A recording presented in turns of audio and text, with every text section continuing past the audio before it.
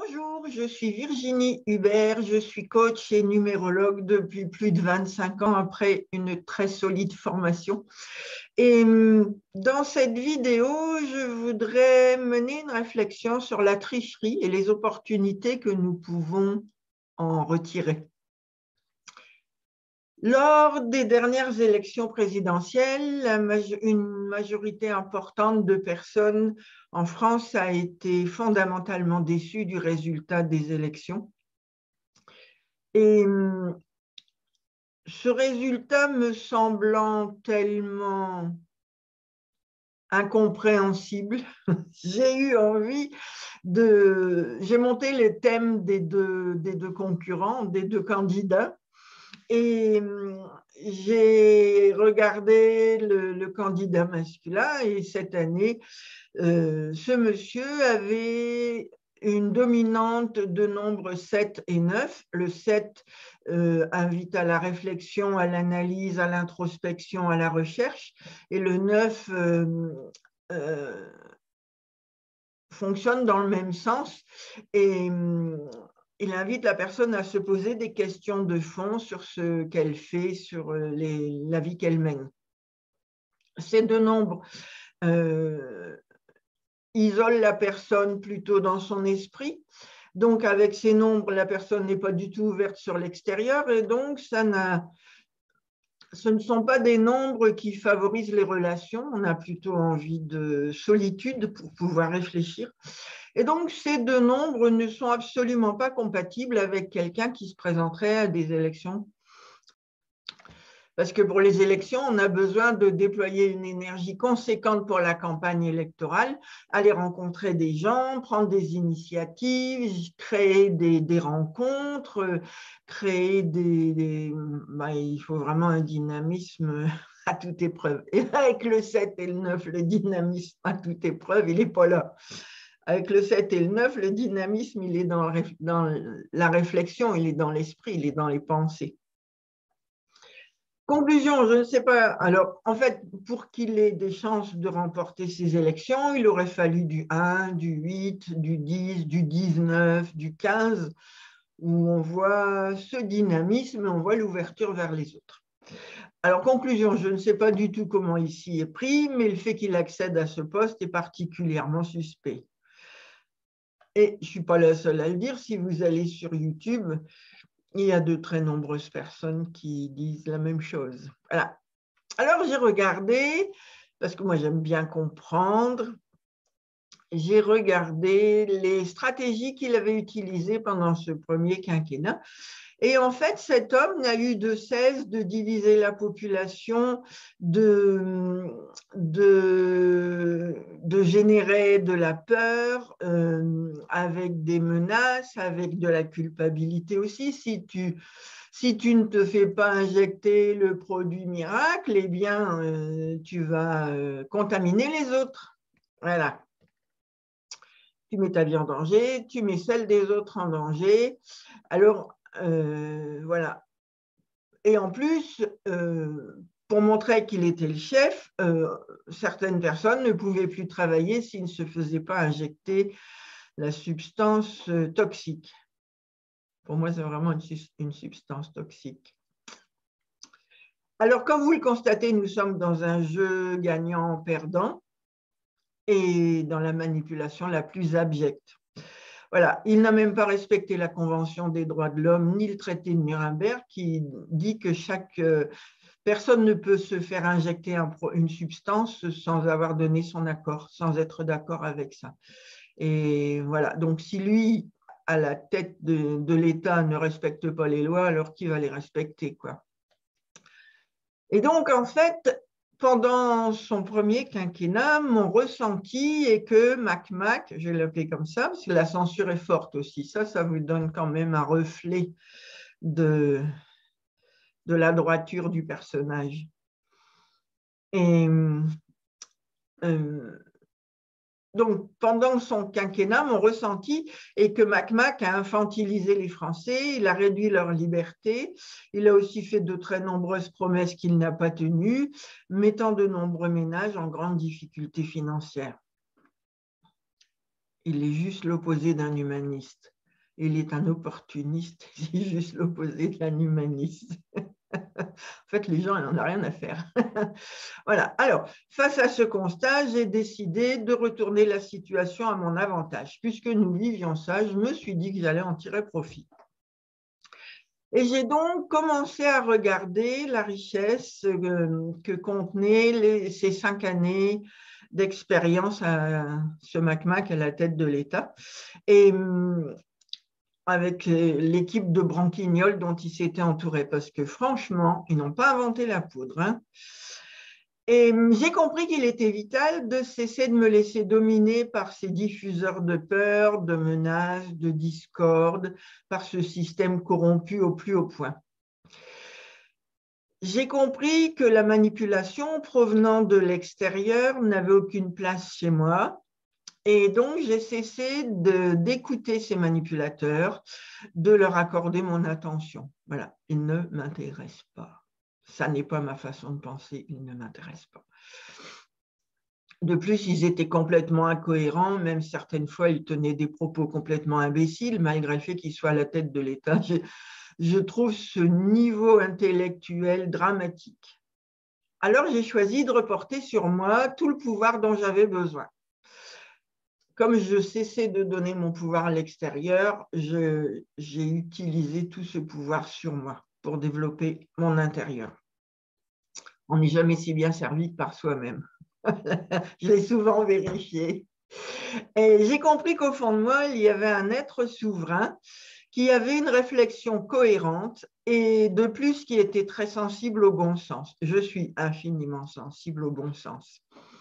À partir de là, j'ai décidé de ne plus me laisser influencer par l'extérieur et de me donner les moyens de réaliser concrètement le bonheur dont j'ai vraiment envie, le bonheur auquel j'aspire. Le bonheur correspond à des vibrations hautes de plaisir, de joie, de gratitude, d'amour. Et toutes ces hautes vibrations sont juste à l'opposé de la marée noire dont nous a enseveli MacMac en arrivant au pouvoir, dès le début.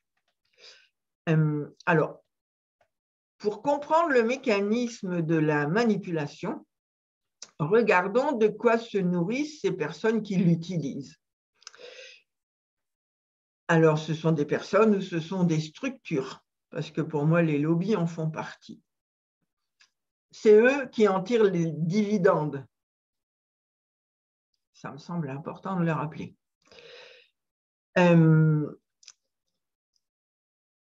Alors, de quoi se nourrissent les personnes et les structures responsables de cette tricherie, en fait?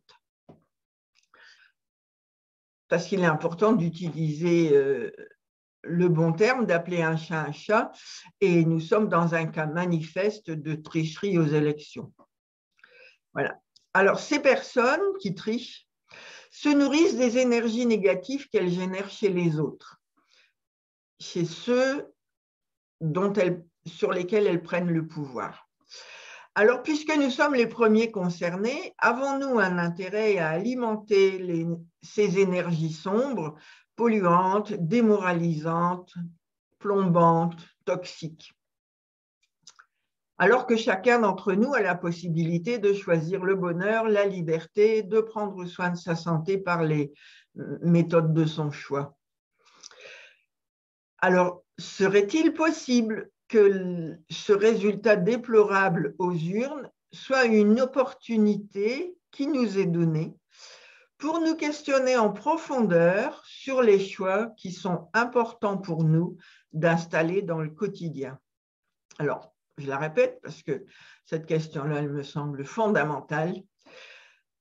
Serait-il possible que ce résultat déplorable des urnes soit une opportunité qui nous est donnée pour nous questionner en profondeur sur les choix qui sont importants pour nous d'installer dans notre quotidien? Ça, c'est une question de fond. Alors, en fait, le sens dans lequel nous allons alimenter nos pensées et nos émotions, bien sûr, elles sont liées, elles sont liées, va alimenter l'énergie choisie et l'amplifier. Tout ce sur quoi nous accordons notre attention s'amplifie. Donc, si nous développons notre attention sur les problèmes, nous allons amplifier les problèmes. Si nous développons notre attention sur le bonheur, nous allons déployer le bonheur. Voilà. Alors, que choisissez-vous d'alimenter? Est-ce que vous choisissez d'alimenter la colère, la hargne, la fatalité, les reproches, l'animosité, l'aigreur ou encore la peur? Si oui, c'est cela qui va se déployer dans votre quotidien. Rien que du douloureux, du sombre, générateur de souffrance, des difficultés à l'appel. Ou alors, toutes les pensées de satisfaction, de joie, de réussite, de plaisir, de bonheur. Si oui, c'est cela qui va se déployer dans votre quotidien, autrement dit, rien que du bonheur. Parce que si nous cessons tous d'alimenter la noirceur, que va-t-il se passer? Elle va se réduire comme une peau de chagrin, elle va se diluer dans la stratosphère, elle va disparaître. Est-ce que ce sera un mal pour l'humanité? Ou est-ce qu'au contraire, ce serait confortable? Croyez-vous qu'en alimentant des pensées de bonheur, déjà, on va faire des petits, on va semer des graines chez les autres qui auront envie de vivre eux aussi notre bonheur? Croyez-vous qu'en alimentant des pensées de bonheur, l'homme pourrait encore avoir envie de faire la guerre, de laisser s'installer des famines, de polluer la planète? Vous voyez, chaque être humain a pleinement les capacités d'alimenter la noirceur ou le bonheur. Et ce choix revient à chacun d'entre nous selon ce que chacun décide de vivre, selon ce sur quoi chacun porte son attention. Nous avons le libre arbitre, tous autant que nous sommes. Nous pouvons en permanence choisir l'énergie que nous voulons déployer dans notre quotidien, indépendamment des conditions extérieures. Le bonheur prend sa source dans notre esprit. Et donc, la responsabilité revient à chacun d'entre nous de décider de nourrir le bonheur, de l'étoffer, de le déployer. Alors, je vous propose d'être plus malin que les tricheurs. J'adore. C'est un défi. Choisissons autre chose que la souffrance, la privation de liberté, la peur, la discorde même, parce que quand même, nous avons pu constater à quel point il y avait des batailles entre moi je veux la pique-pique et moi je refuse la pique-pique, et ouais, nous avons vu que l'ambiance s'était profondément dégradée. Et